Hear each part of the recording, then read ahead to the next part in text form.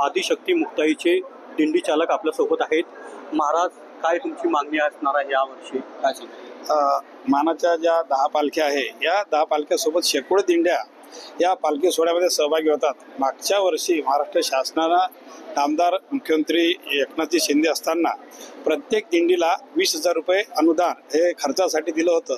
दिंडी प्रमुख काही अनेक त्यांना खर्च असतो। या महागाईच्या काळात त्यांना दिंडी सोहळा हा परंपरेनं चालवणं, हा दिंडी चालवणं कठीण जात आहे। या वर्षी सुद्धा शासनानं त्यामध्ये वाढ करावी, पण अजूनही पालखी सोहळ्याचं प्रस्थान जवळ आलं, प्रस्थान होत आहे, तरीही शासनानं पैसे यावर्षी देणार की नाही, दिंडी अनुदान 20,000 रुपये ते जाहीर केलेलं नाही, ते तात्काळ जाहीर करावं अशी समस्त वारकरी संप्रदायातर्फे आपल्याला मागतो। ते होते दिंडी चालक रवी गोरे, TV9 मराठी, मुक्ताईनगर, जळगाव।